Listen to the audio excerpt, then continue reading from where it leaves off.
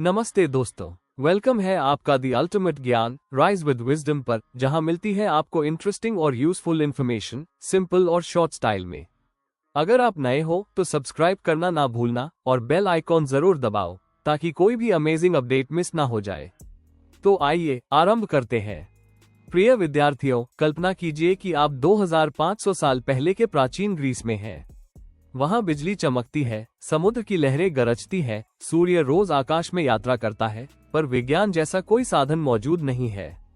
लोग समझ नहीं पाते कि यह सब क्यों हो रहा है। ऐसे समय में उनके मन में एक स्वाभाविक प्रश्न उठता है, क्या इन रहस्यमयी शक्तियों के पीछे कोई अदृश्य सत्ता है?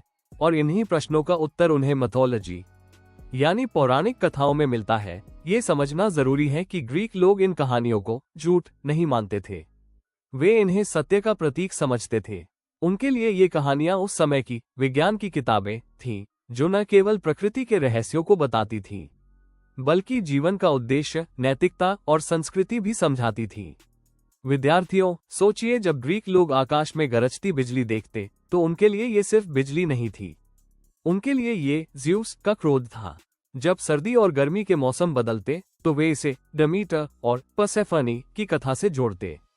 उनके अनुसार पर्सेफनी जब अपनी माँ डेमीटर के साथ होती तो धरती पर हरियाली और फसलें होती, लेकिन जब वो अधोलोक यानी अंडरवर्ल्ड में हेडीज के साथ चली जाती तो धरती बंजर हो जाती और सर्दियां आती।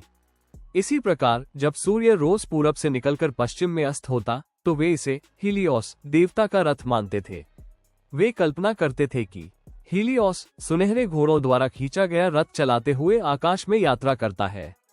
ये कल्पना केवल मनोरंजन नहीं थी, बल्कि उनके लिए जीवन का सच था। अब हम ये जानें कि मिथोलॉजी शब्द का अर्थ क्या है। ये दो ग्रीक शब्दों से मिलकर बना है, मिथोस जिसका अर्थ है कहानी, कथा या भाषण, और लोगोस जिसका अर्थ है शब्द, तर्क या अध्ययन। जब दोनों को मिलाया जाता है तो इसका अर्थ होता है कथाओं का अध्ययन। लेकिन ध्यान रहे, यहाँ कथाएं झूठी नहीं बल्कि पवित्र कथाएं थीं। ऐसी कथाएं जो दुनिया की उत्पत्ति को समझाती थीं, देवताओं और अलौकिक शक्तियों का वर्णन करती थीं, जीवन के नैतिक मूल्य सिखाती थीं और समाज को उसकी सांस्कृतिक पहचान देती थीं। आज जब हम मिथ शब्द सुनते हैं तो अक्सर सोचते हैं कि इसका अर्थ है फिक्शन यानी कल्पना, लेकिन ग्रीक सभ्यता में मिथ का अर्थ था सेक्रेड ट्रूथ यानी पवित्र सत्य। अब देखते हैं कि ग्रीक पौराणिक कथाएं समाज में किन किन उद्देश्यों की पूर्ति करती थीं। पहला उद्देश्य था धार्मिक यानी रिलीजियस पर्पस। हर नगर राज्य का अपना एक देवता होता था। एथेंस शहर की संरक्षक देवी थी, अथीना स्पार्टा की आर्टेमिस और कोरिंथ का पोसाइडन। इन देवताओं के सम्मान में मंदिर बनाए जाते थे, बलिदान दिए जाते थे और भव्य उत्सव आयोजित किए जाते थे। दूसरा उद्देश्य था व्याख्यात्मक यानी एक्सप्लेनेटरी पर्पस। उस समय कोई वैज्ञानिक प्रयोगशाला नहीं थी, इसलिए बारिश क्यों होती है, सूरज क्यों चमकता है या भूकंप क्यों आते हैं, इनके उत्तर कहानियों में खोजे जाते थे। जैसे ज़्यूस जब आशीर्वाद देते तो बारिश होती और जब क्रोधित होते तो तूफान आता। तीसरा उद्देश्य था सांस्कृतिक यानी कल्चरल पर्पस। इन कहानियों में ग्रीक समाज के मूल्य गहराई से छिपे थे, साहस, वफादारी, अतिथि सत्कार और देवताओं का सम्मान। ये सभी गुण मिथ से सिखाए जाते थे। चौथा उद्देश्य था शैक्षिकी यानी एजुकेशनल पर्पस। बच्चों और युवाओं को शिक्षा सिर्फ किताबों से नहीं बल्कि इन कहानियों से दी जाती थी। इकरस की कथा बताती थी कि अति गर्व और लापरवाही विनाशकारी होती है। प्रोमीथियस की कथा त्याग और विद्रोह की मिसाल थी, जिसने इंसानों के लिए देवताओं से आग चुराए। पांचवा उद्देश्य था मनोरंजन यानी एंटरटेनमेंट पर्पस। त्योहारों में नाटक मंचित किए जाते थे, कवि महाकाव्य सुनाते थे और लोग उन्हें गहराई से सुनते थे। होमर की इलियाड और ओडेसी इसी परंपरा की मिसाल है। मिथ, लेजेंड और फोकलोर का अंतर। विद्यार्थियों, यहाँ ये समझना बहुत जरूरी है कि हर कहानी मिथोलॉजी नहीं होती। मिथ वे कहानियां हैं जिनमें देवता और अलौकिक शक्तियां होती है, जैसे ज़्यूस द्वारा अपने पिता क्रोनस को हराना। लेजेंड वे कहानियां हैं जिनमें महान नायक होते हैं। इनमें कुछ सच्चाई होती है, लेकिन अधिकांश बातें बढ़ा चढ़ाकर कही जाती है। Example, Trojan war. फोकलोर वे कहानियां हैं जो साधारण लोगों की परंपराओं से जुड़ी होती है, जैसे गांव की आत्माओं या किसी छोटे नायक की लोक कथाएं। ग्रीक मिथोलॉजी मुख्यतः मिथ्स पर आधारित है, लेकिन इसमें लेजेंड्स का भी गहरा मेल मिलता है। प्राचीन ग्रीस में मिथोलॉजी का महत्व। ये समझना बेहद महत्वपूर्ण है कि मिथोलॉजी केवल मंदिरों या कहानियों तक सीमित नहीं थी, बल्कि यह ग्रीक जीवन के हर हिस्से में समाई हुई थी। धर्म में पूजा, बलिदान और उत्सव सब मिथोलॉजी पर आधारित थे। ओलंपिक गेम्स भी ज़्यूस के सम्मान में आयोजित किए जाते थे। राजनीति में राजा और शासक स्वयं को देवताओं का वंशज बताते थे। अलेक्जेंडर द ग्रेट ने अपने आप को ज़्यूस का पुत्र बताया ताकि लोग उसे दिव्य माने। शिक्षा में बच्चों को नैतिक शिक्षा कहानियों के माध्यम से दी जाती थी।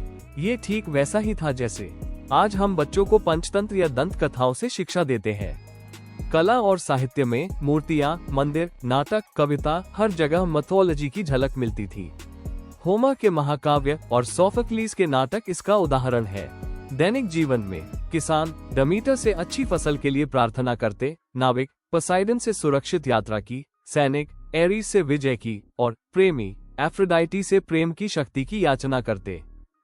अब अगर हम ग्रीक मिथोलॉजी की तुलना दूसरी सभ्यताओं से करें तो उसकी विशेषता और स्पष्ट हो जाती है। मिस्र की मिथोलॉजी मृत्यु और परलोक पर केंद्रित थी। नॉर्स मिथोलॉजी युद्ध, भाग्य और रैग्नारोक यानी दुनिया के अंत पर आधारित थी। भारतीय मिथोलॉजी में गहरे दार्शनिक विचार और अवतारों की कथाएं मिलती हैं, जैसे रामायण और महाभारत। लेकिन ग्रीक मिथोलॉजी अलग थी। इसमें देवता भी मनुष्यों जैसे थे। वे हंसते थे, रोते थे, प्रेम करते थे, ईर्ष्या करते थे, यहाँ तक कि गलतियां भी करते थे। इससे लोग उन्हें और अधिक अपना मानते थे, क्योंकि वे सिर्फ सर्वशक्तिमान देवता नहीं बल्कि इंसानी भावनाओं से जुड़े हुए थे। अब आप सोच सकते हैं कि जब विज्ञान और तकनीक सब कुछ समझ चुके हैं तो हमें ये पुरानी मिथोलॉजी क्यों पढ़नी चाहिए? इसका उत्तर यह है कि ग्रीक मिथोलॉजी आज भी हमारे जीवन को प्रभावित करती है। पश्चिमी साहित्य, रंगमंच और दर्शन की जड़ें यहीं से निकली। अंग्रेजी भाषा में आज भी कई शब्द और कहावतें ग्रीक मिथ से आए हैं। अकेलीज हील कमजोरी, टाइटैनिक एफर्ट अत्यधिक प्रयास, नार्सिसिज्म अत्यधिक आत्मप्रेम। मनोविज्ञान पर भी इसका असर पड़ा। फ्रॉइड का इडिपस कॉम्प्लेक्स और यूंग के आर्केटाइप्स ग्रीक कथाओं से ही प्रेरित थे। और आधुनिक मनोरंजन जगत में भी यह जिंदा है। पर्सी जैक्सन जैसी किताबें, हरक्यूलिस और वंडर वुमन जैसी फिल्में और ट्रॉय जैसी ऐतिहासिक कथाएं सभी ग्रीक मिथोलॉजी की देन है। तो विद्यार्थियों, अब आप समझ गए होंगे कि ग्रीक मिथोलॉजी केवल कहानियों का संग्रह नहीं, बल्कि पूरी एक सभ्यता का दर्पण है। इसमें उनका धर्म, उनके मूल्य, उनकी कला और उनका जीवन दर्शन छिपा है।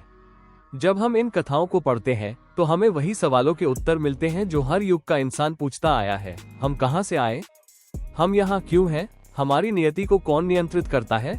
ग्रीक मिथोलॉजी हमें ये सिखाती है कि इंसान हमेशा से जीवन के रहस्यों को समझने की कोशिश करता आया है।